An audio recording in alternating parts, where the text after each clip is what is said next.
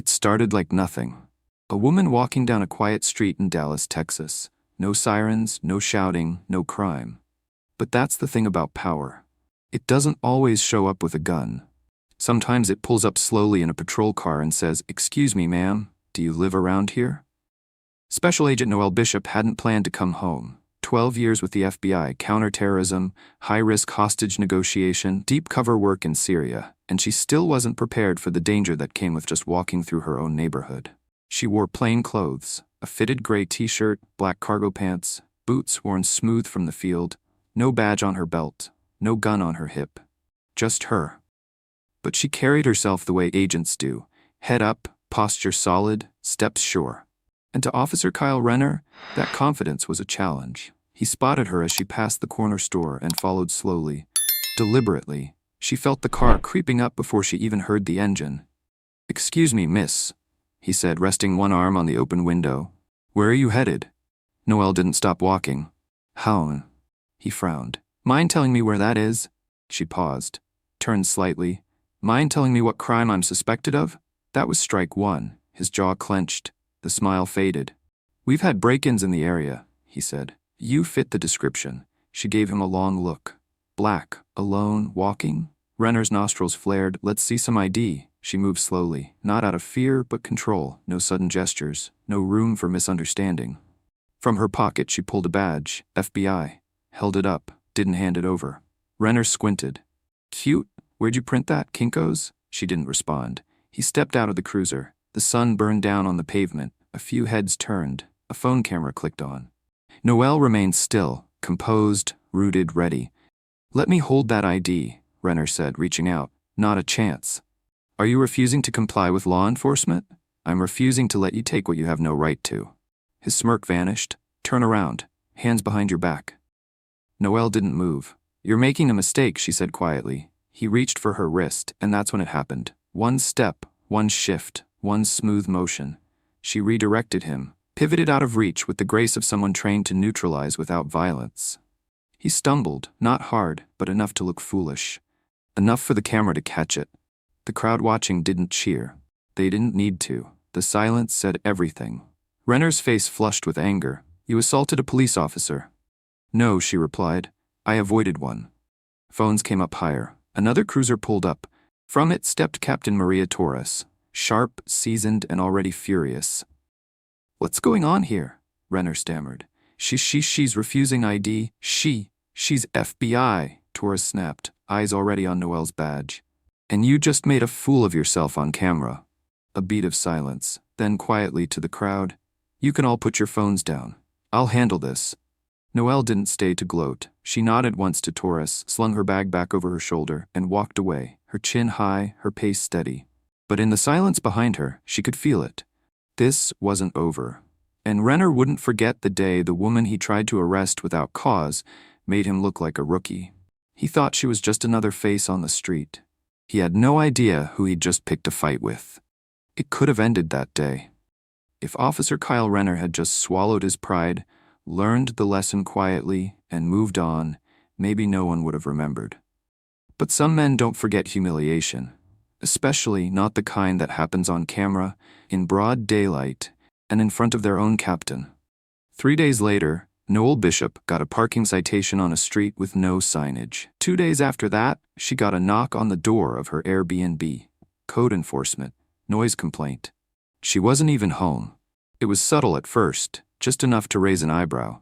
But Noelle had worked counterintelligence. She knew the difference between coincidence and coordination. And this was tactical harassment.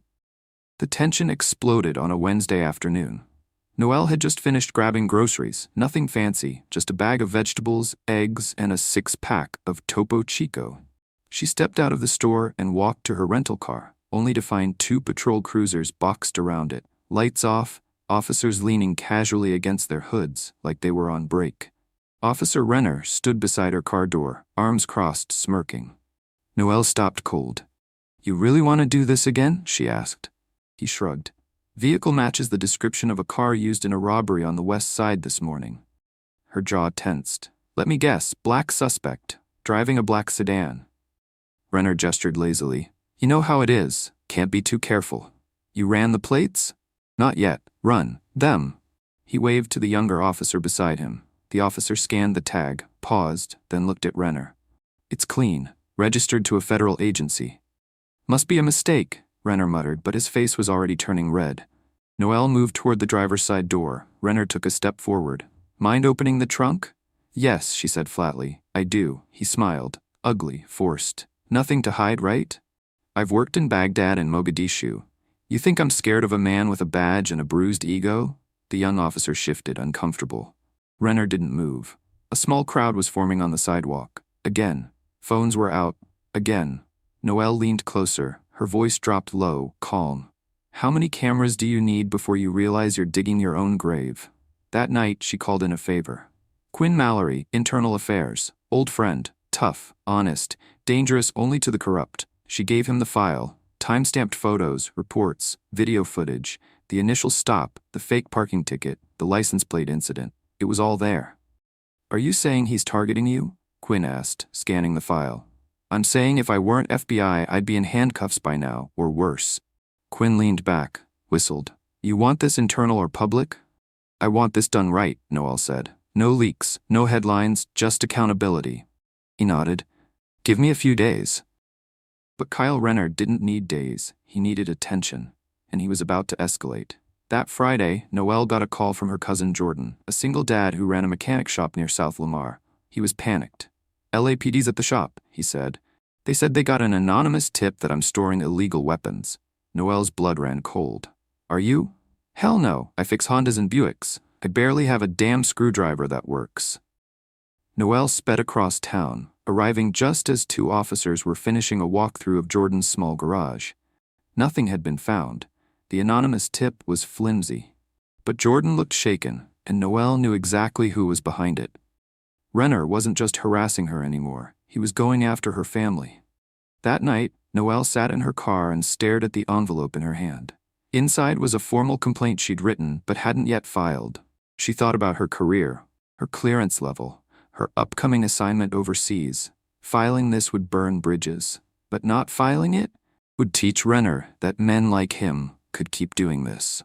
She walked it in. 3 days later, the pressure cooker exploded. Noelle was walking out of a coffee shop when she saw Renner again, this time not in uniform. Plain clothes, leaning against a nearby pole, pretending to scroll his phone. He wasn't there for a coffee. He was watching her. Noelle pulled out her phone, snapped a picture, and walked straight toward him. You really think this is subtle? She said, not bothering to lower her voice. Renner glanced up, gave a fake smile. Just enjoying the neighborhood. You're under investigation, she said. You know that, right? He laughed. Sure, internal affairs. They'll sweep it. They always do. Not this time. You're just another angry minority with a badge. Wrong words, wrong target. Noelle stepped closer, eyes locked. You want to know the difference between you and me, Renner? I earned my badge. You inherited yours from the good old boy system. His jaw clenched. You harass another member of my family. You even look in my direction sideways, and I promise you, I will have your badge in a glass case. You understand me? He opened his mouth, didn't say a word. Behind her, Captain Torres had arrived. She's not bluffing, Torres said flatly, and your suspension is about to turn permanent. Renner turned white. Torres stepped between them. Ms. Bishop, if you'll give us a moment. Noelle held her ground for another second, then nodded. That night, the video hit social media. Not from Noelle, from a kid across the street. It showed Renner following her. It showed the confrontation. It showed the exact moment Captain Torres appeared like Judgment Day. By morning, the clip had 2 million views. FBI agent confronts cop who wouldn't stop harassing her. The hashtags followed. Agent Bishop backed the truth, wrong woman to follow. But the final blow didn't come from Twitter. It came from Internal Affairs. Quinn called her on Monday. His voice was dry, professional, but satisfied. He's done. Full suspension, pending disciplinary board review. He won't wear that uniform again. Noelle leaned back. You sure? Oh, and the precinct's issuing a public apology. You'll get it in writing. She paused. Good. Quinn added, you've got support here, Noelle, more than you know. You stood up, that matters. A week later, she walked the same street again. Same shirt, same boots, same quiet confidence. No cruiser followed her, no voice called from a window. Just the wind, just peace. A young girl passed her on a scooter and smiled. "Are you the lady from the video?" Noelle nodded. "Yeah." The girl grinned. "You're badass." Noelle smiled back. "So are you." Noelle didn't plan to speak. She didn't ask to become a symbol. But when injustice forces you to stand up, sometimes you end up standing in front of everyone. It started with a call from Director Ava March, head of the Bureau's Office of Civil Affairs. She'd seen the video. Everyone had. "Noelle," she said, "we need you in D.C. next week. Leadership Summit, national broadcast. You don't have to say yes." Noelle stared out the window of her apartment in Austin. The city was quieter now. Renner was gone. The air felt lighter. But peace was temporary. "Yes," she said. "I'll go." The room was packed. Over 600 agents, officers, state and federal. Rows of suits, ranks, reputations. The kind of place where everyone looks polished, but not everyone is clean. Noelle walked in alone. She wore black, simple, sharp, no frills, no makeup, no smile. Her badge glinted at her belt like a quiet threat. As she walked to the stage, whispers rippled through the crowd. Some looked curious, some skeptical, some uncomfortable. The woman who made a police officer lose his badge. The woman who didn't just survive the system, she shook it. When she reached the podium, the lights dimmed and the whisper stopped. No notes. No teleprompter. Just Noelle. And the truth. "You all know what happened," she began. "I didn't come here to relive it. I came here to explain why it matters." Her voice was steady, not emotional, not angry, just unshakable. "I've served overseas. I've taken down bomb makers and hostage takers. I've worked joint task forces in 3 languages, and I've led men into rooms they didn't think they'd come out of." A pause. "And yet, the moment I walked through my old neighborhood, alone, unarmed, black, I became a threat." You could hear the breathing shift in the room. One officer tried to define me by how I looked. One camera made sure the world saw who I really was. One moment exposed what too many of us already know. Power without accountability is just permission to abuse. Silence. She looked straight ahead, scanning the faces, some stiff, some stunned. And one man in the 3rd row, not in uniform, Kyle Renner. Noelle's eyes locked on him for half a second. She didn't blink. Then she looked away and kept going. "You think this is about me and one bad cop? No, this is about a culture. One that says silence is safer than truth. That the problem isn't the abuse, it's the noise made when someone calls it out." The room tensed. "So let me make it louder." She stepped away from the mic, then took a step closer again. "I was followed, humiliated, targeted. Not just by Renner, but by his silence, his captain's silence, and almost by yours." Gasps. Someone shifted uncomfortably in the back row. "Until you decide that dignity isn't optional, that black women in this uniform matter as much as anyone else, you don't deserve the badge." And then she said what no one expected. "I'm filing a federal oversight review of Precinct 27 and Officer Kyle Renner." Murmurs exploded.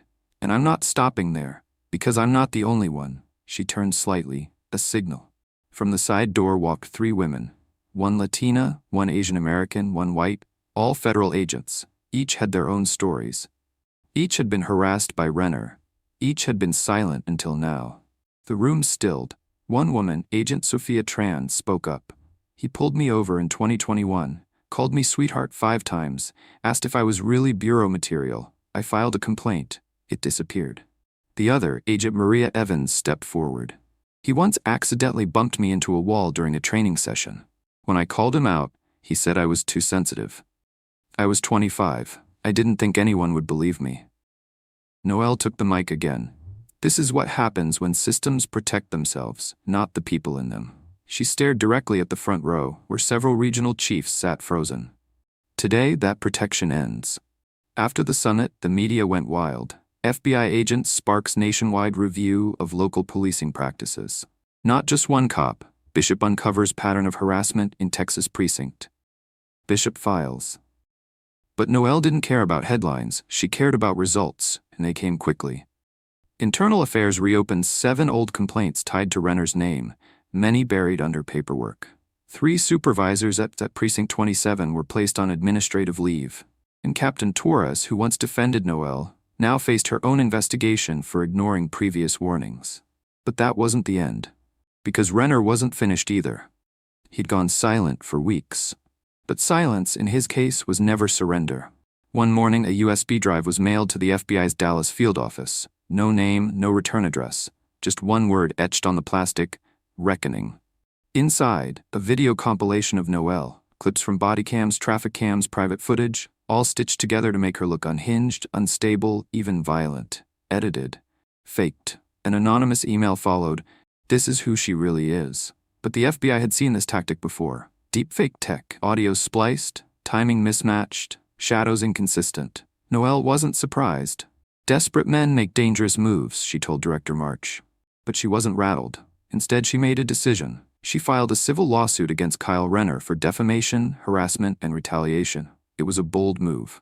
Risky. Agents don't sue officers. It blurs too many lines. But this wasn't personal anymore. It was precedent. Her lawyer, David Pryor, was calm but ruthless. You understand that once we go public, this becomes national. It won't be clean. I'm not asking for clean, Noelle said. I'm asking for justice. In court, Renner looked smaller. Not just physically, but diminished. His lawyer tried to paint Noelle as combative, arrogant, difficult to work with, until David pulled out a folder and dropped it on the table. 12 complaints, 4 affidavits, 2 federal witnesses, 1 viral video. The judge barely had questions. Within 2 weeks, the case was settled. Renner agreed to a full public apology, a lifetime surrender of law enforcement license, and a $250,000 payout, part of which Noelle donated to a scholarship fund for Black women entering law enforcement. But that wasn't the most important part. That came 1 month later. At a local community event in Austin, Noelle was invited to speak to a group of high school girls. She kept it simple. I wore this badge thinking it would protect me, she said. What I learned is that sometimes even the uniform isn't enough. Sometimes you have to fight twice.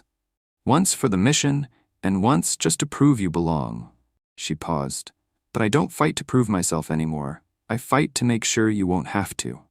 When she stepped down, a teenage girl walked up wide-eyed. Are you really the woman who flipped that cop? Noelle smiled. Not physically. Not really. But yeah, I flipped the story. Renner didn't speak. Not when Captain Torres told him he was being relieved of duty. Not when she handed Noelle's credentials back with a quiet, professional nod. Not even when 3 people from the crowd stepped forward to confirm what they saw, clear, honest, undeniable. He stood there, jaw locked, hands clenched, staring at the ground like he might fall through it if he just focused hard enough. But there was no escaping this. Torres turned to Noelle, tone low but official. Do you wish to press charges, Agent Bishop? The crowd hushed. Phones are still up, eyes still watching. Noelle didn't answer immediately. She looked at Renner, just for a moment. His face was pale now.